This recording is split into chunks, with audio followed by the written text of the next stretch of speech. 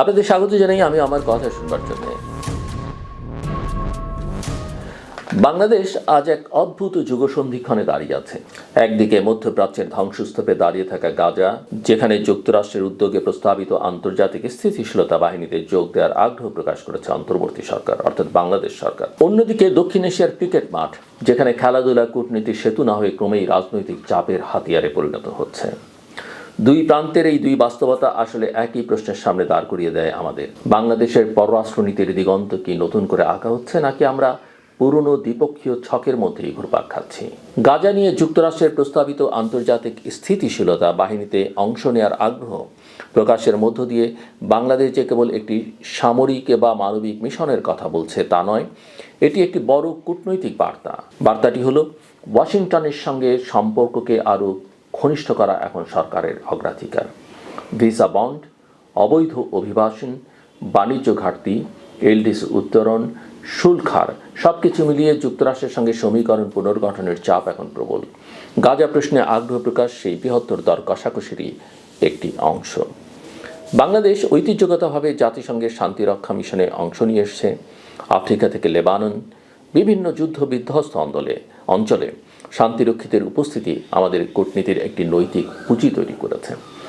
গাজার প্রস্তাবিত বাহিনী যদি জাতিসংঘের ম্যান্ডেটে গঠিত হয়, তবে সেখানে বাংলাদেশের অংশগ্রহণ নীতিগতভাবে অস্বাভাবিক নয়। কিন্তু এই বাহিনীর কাঠামো, ম্যান্ডেট এবং রাজনৈতিক প্রেক্ষাপট এখনও অস্পষ্ট। এটি যুক্তরাষ্ট্রের নেতৃত্বাধীন কোনো জোট হলে তার ভূরাজনৈতিক অভিঘাত ভিন্ন হতে পারে। তখন প্রশ্ন উঠবে, বাংলাদেশ কি মধ্যপ্রাচ্যের জটিল সংঘাতে নিজেকে আরও দৃশ্যমানভাবে যুক্ত করতে প্রস্তুত? এই প্রশ্নের উত্তর খুঁজতে হলে আমাদের তাকাতে হবে বৃহত্তর বৈশ্বিক প্রেক্ষাপটে। ইউক্রেন যুদ্ধ, গাজা যুদ্ধ, লোহিত সাগরে অস্থিরতা, ইরান ইসরায়েল উত্তেজনা, বিশ্ব রাজনীতি এখন টালমাটাল। যুক্তরাষ্ট্র তার মিত্রদের নতুন করে সাজাতে চাইছে। চীন তার প্রভাব বলয় বিস্তৃত করেছে। রাশিয়া নিষেধাজ্ঞার মধ্যেও কৌশলগত জায়গা ধরে রাখছে। এই বহুধ্রুবীয় বাস্তবতায় ছোট ও মাঝারি দেশগুলোর জন্য কৌশলগত ভারসাম্য রক্ষা করাই সবচেয়ে বড় চ্যালেঞ্জ। বাংলাদেশের অর্থনীতি এই মুহূর্তে বৈদেশিক বাণিজ্যের উপর নির্ভরশীল। যুক্তরাষ্ট্র আমাদের সবচেয়ে বড় রপ্তানি বাজার। তৈরি পোশাক থেকে শুরু করে হোম টেক্সটাইল সব কিছুতেই ওয়াশিংটনের বাজার আমাদের অক্সিজেন। অথচ সেই একই যুক্তরাষ্ট্র ভিসা বন্ডের মতো কঠোর নীতি আরোপ করছে, শুল্ক হার বাড়াচ্ছে, অবৈধ অভিবাসন প্রশ্নে চাপ দিচ্ছে। এই বাস্তবতায় সরকারের পক্ষে ওয়াশিংটনকে উপেক্ষা করা সম্ভব নয়। গাজা ইস্যুতে সহযোগিতার ইঙ্গিত সেই বাস্তবতারই প্রতিফলন। কিন্তু কূটনীতি কেবল মধ্যপ্রাচ্য বা আটলান্টিকের ওপারের সমীকরণই সীমাবদ্ধ নয়। আমাদের ঘরের দরজার সামনেই দক্ষিণ এশিয়া, যেখানে আস্থা ও সহযোগিতার কাঠামো প্রায় ভেঙে পড়েছে। সার্ক অচল, বিমস্টেক কার্যকর বিকল্প হতে পারেনি। দ্বিপক্ষীয় সম্পর্ক আবেগ, অহংকার আর শক্তির রাজনীতিতে আটকে গেছে। এর সবচেয়ে দৃশ্যমান প্রতীক এখন ক্রিকেট একসময় উপমহাদেশের নরম শক্তির ভাষা ছিল। যুদ্ধ, সীমান্ত উত্তেজনা আর কূটনৈতিক স্থবিরতার মধ্যেও ক্রিকেট মানুষকে যুক্ত রেখেছে। কিন্তু আজ সেই খেলাই রাজনৈতিক চাপের হাতিয়ারে পরিণত হচ্ছে। আইপিএলে বাংলাদেশের একজন জনপ্রিয় ক্রিকেটারকে অর্থাৎ মুস্তাফিজুর রহমানকে নিরাপত্তার অজুহাতে বাদ দেয়া, বিশ্বকাপে ভেন্যু নিয়ে অনিশ্চয়তা, সম্প্রচার নিষেধাজ্ঞা সব মিলিয়ে ক্রিকেট আর কেবল খেলা নেই, এটি এখন ক্ষমতা প্রদর্শনের মাধ্যম। ভারত ক্রিকেটের বৈশ্বিক বাজারের কেন্দ্র। রাজস্বের বড় অংশ আসে সেখান থেকে। ফলে ইভেন্টের সূচি, ভেন্যু, সম্প্রচার সব কিছুতেই ভারতের প্রভাব। এই প্রভাব যখন রাজনৈতিক উদ্দেশ্যে ব্যবহৃত হয়, তখন খেলাটি বিভেদের প্রতীক হয়ে ওঠে। পাকিস্তানের সঙ্গে ভারতের বৈরিতা ঐতিহাসিক, কিন্তু বাংলাদেশের সঙ্গে সম্পর্ক দীর্ঘদিন তুলনামূলকভাবে মসৃণ ছিল। রাজনৈতিক মতবিরোধের মধ্যেও দ্বিপক্ষীয় সিরিজ চলেছে। আইপিএলে বাংলাদেশি খেলোয়াড়রা নিয়মিত মুখ হয়ে উঠেছে। সাম্প্রতিক ঘটনা প্রবাহ সেই ধারাবাহিকতায় একটি স্পষ্ট ছেদ টেনেছে। এই ছেদ শুধু ক্রিকেটের মাঠে সীমাবদ্ধ নয়, এটি দক্ষিণ এশিয়ার বৃহত্তর ভূ রাজনীতির প্রতিচ্ছবি। নেপাল, শ্রীলঙ্কা, মালদ্বীপ প্রতিটি দেশের সঙ্গেই ভারতের সম্পর্কে অস্বস্তি। পাকিস্তানের সঙ্গে চিরবৈরিতা, আফগানিস্তান আলাদা বাস্তবতা। এই প্রেক্ষাপটে আঞ্চলিক বহুপক্ষীয়তা ছাড়া কোনো দেশই এককভাবে নিরাপদ নয়। বড় শক্তির চাপের মুখে টেকে থাকতে হলে সম্মিলিত কাঠামোই সবচেয়ে বড় ঢাল। ইউরোপীয় ইউনিয়ন দেখিয়েছে আঞ্চলিক সংহতি ছোট দেশকেও বৈশ্বিক দর কষাকষিতে শক্তিশালী করে তোলে। আসিয়ান দেখিয়েছে পারস্পরিক আস্থা, বিনিয়োগ, উৎপাদনের নিরাপত্তা নিশ্চিত করতে পারে।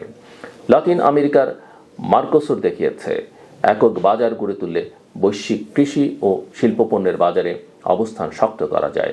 বিপরীতে আরব লীগের ব্যর্থতা কিংবা আফ্রিকার বিভিন্ন অঞ্চলে আঞ্চলিক সংহতির অভাব দেখিয়েছে জোট দুর্বল হলে প্রতিটি দেশই বহিরাগত শক্তির হস্তক্ষেপের ঝুঁকিতে পড়ে।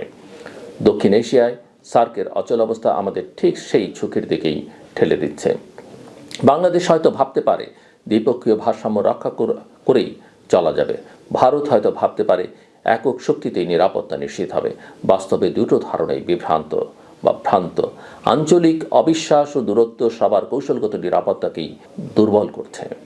গাজা ইস্যুতে যুক্তরাষ্ট্রের সঙ্গে ঘনিষ্ঠতা বাড়ানোর চেষ্টা তাই একদিকে যেমন বাস্তববাদী কূটনীতির অংশ, অন্যদিকে এটি আমাদের মনে করিয়ে দেয় ঘরের উঠোনের অস্বস্তি উপেক্ষা করে দূরের রাজনীতিতে বিনিয়োগ করলে ভারসাম্য নষ্ট হয়। বাংলাদেশের নতুন সরকার যদি সত্যি একটি নতুন কূটনৈতিক অধ্যায় শুরু করতে চায়, তবে তাকে একসাথে দুই দিকেই তাকাতে হবে। একদিকে বৈশ্বিক শক্তির সঙ্গে সম্পর্ক পুনর্গঠন, অন্যদিকে আঞ্চলিক বহুপক্ষীয়তাকে পুনরুজ্জীবিত করা। ফেব্রুয়ারির নির্বাচন কেবল ক্ষমতার পালাবদলের প্রশ্ন নয়, এটি দেশের পররাষ্ট্রনীতির দিক নির্দেশ পুনর্নির্ধারণের ঐতিহাসিক সুযোগ। নতুন সরকারের প্রথম ও প্রধান কূটনৈতিক কর্মসূচি হওয়া উচিত দক্ষিণ এশীয় আঞ্চলিক সহযোগিতা সংস্থার পুনরুজ্জীবন ও কার্যকরীকরণ। এটি কোনো আবেগী স্বপ্ন নয়, এটি কৌশলগত প্রয়োজন। সার্ক শক্তিশালী হলে লাভ সবার। বিভাজন দক্ষিণ এশিয়াকে একটি শক্তিহীন অঞ্চলে পরিণত করবে, যেখানে বহিরাগত শক্তির চাপের মুখে প্রতিটি দেশই একা হয়ে পড়বে। গাজা থেকে ক্রিকেট, এই দুই প্রান্তের বাস্তবতা আমাদের সামনে একই আয়না ধরে রেখেছে।